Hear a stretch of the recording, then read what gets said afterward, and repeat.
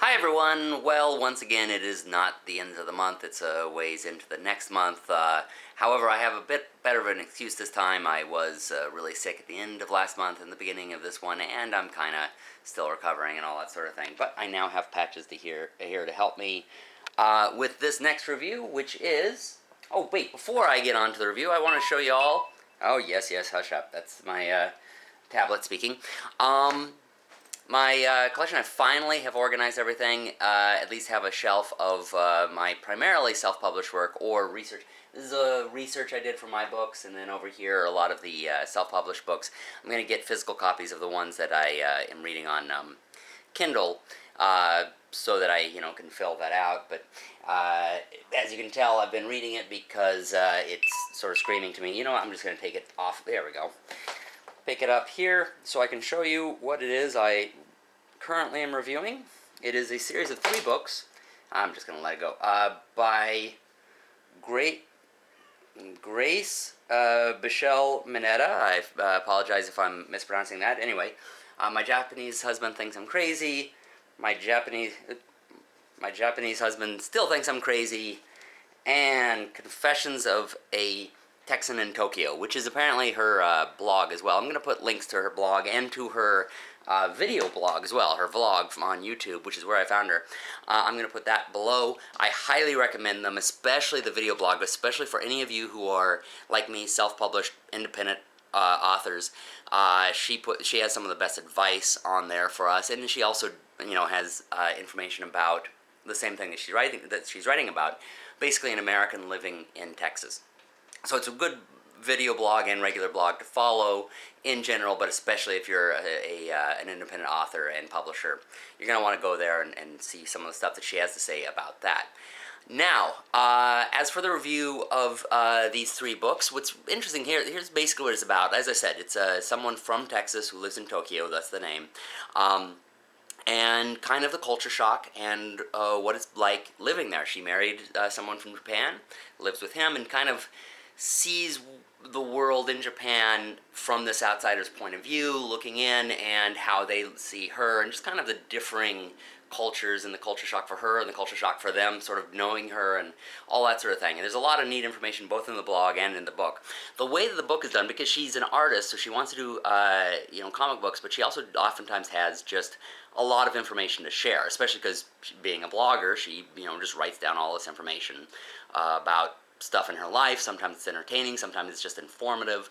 And so the book jumps from comic books, or not comic books, comic strips of things that happen in her life, and little anecdotes and all that sort of thing, to these pieces of information or little stories or whatever that are written out. It just sort of jumps back and forth. You'll have a few pages of one thing, and then a few pages of the other. So a few pages of the comic, then a few pages of the writing, that sort of thing.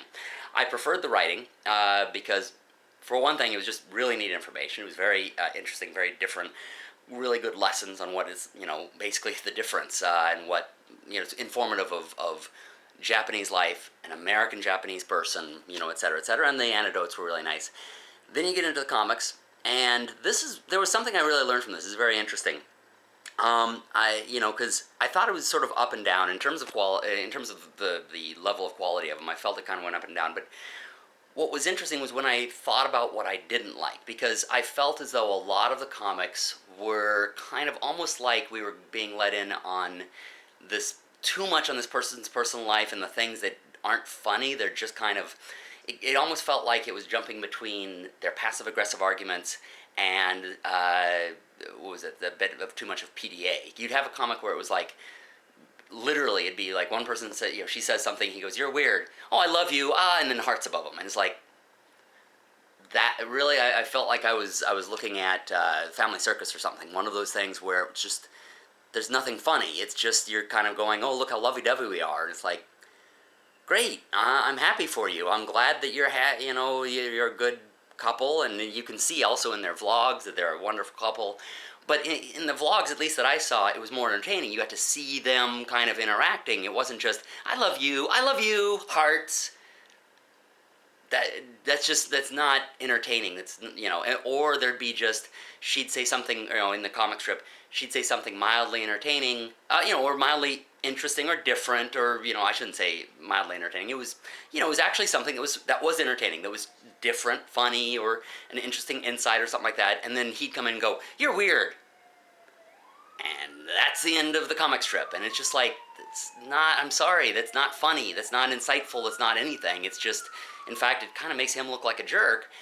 And again, judging from watching the videos, he's not really like that. He's a little more interesting and insightful and, et cetera, et cetera. If he really was like he's portrayed oftentimes in these comics, I wouldn't like the guy. It's not, it's really kind of annoying. But here's what's interesting. She, at one point, introduces this drawing of a rabbit. In fact, it's on the cover of at least one of them.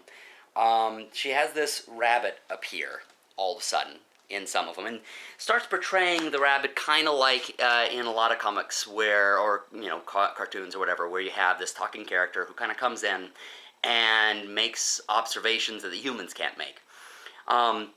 So it winds up sort of saying, pointing out some of the absurdities that humans sort of take for granted or whatever. And suddenly it became funny, like just pretty much every time that the rabbit would be in there, because it's bringing in something that is shown from an objective point of view. But I kind of thought even more about it. I'm like, why is she doing this other stuff one minute and the rabbit comes in and she's not doing it? And, I was kind of trying to understand. I think this is a habit with all of us, because I'm sure I've done it as well when I just talked about my own life. Start talking about things that are not necessarily interesting to other people. I've had editors who have pointed out, hey, Jeff, you might want to, that may be interesting to you, it's not going to be interesting to the rest of us. And I think by bringing in the rabbit, it's not so much that the rabbit was so funny. In fact, usually the rabbit wasn't the one being that funny. But it's like the rabbit would appear and the whole comic would become funny. The whole comic strip, her husband, she, everything would become more funny.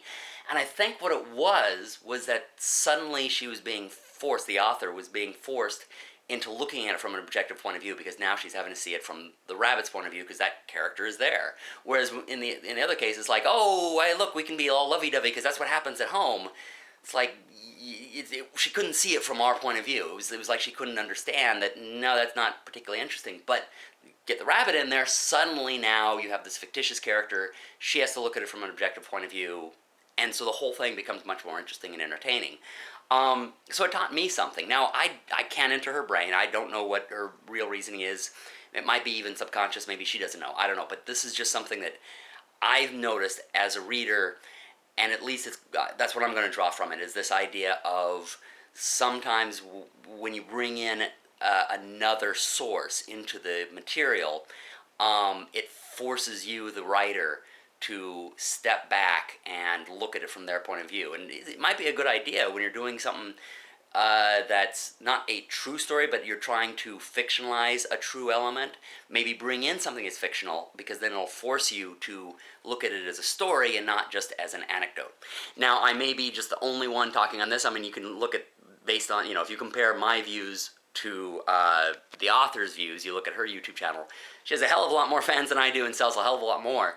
So, hey, maybe a lot more people like the comics the way they are. I'm just giving my opinion on it. You may feel differently. But if you do feel like I do, in that some of those comics are a little bit like, I don't need to be in your passive-aggressive arguments there, or I don't just need to see all this PDA, stay with it, because, okay, yeah, those, in my opinion, are kind of annoying, but her writing is really good, the written anecdotes, and the comics get better. In fact, actually, I'd even say by the third book, even when it's just her and her husband, they've gotten more funny, and they've gotten, I think she just got better at it as it went along. Anyway, that's my view of that. I definitely still highly recommend that, and highly, highly, highly recommend her YouTube channel, which again, I'm going to actually put the link somewhere up here, and I'm definitely putting them down below, and her blog.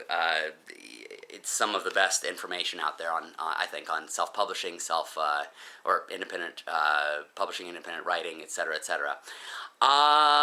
Anyway, all right, and it's 3 books, so check them all out. In the meantime, I'm back to trying to lose weight. I haven't been out walking that much, but let's see. And also, by the way, my scale changed. What is that? Is that like 126 or 220? 226, 206, something like that? I think I've lost a little bit. But then again, I have been sick of it. For those of you who don't know, my idea has been to, oh man, that's a big one on my nose. My idea has been to read while I'm walking, and then, oh, what is it? Essentially at the end of the month or beginning or somewhere therein of a month, I do the review and then see how much weight they lost. All right, the next one is going to be, actually, it is in another room. It is a sci-fi book. You'll see, I guess it'll be a surprise. But I'm already into that one, and so I should have it by the end of this year. In the meantime, keep reading independent books.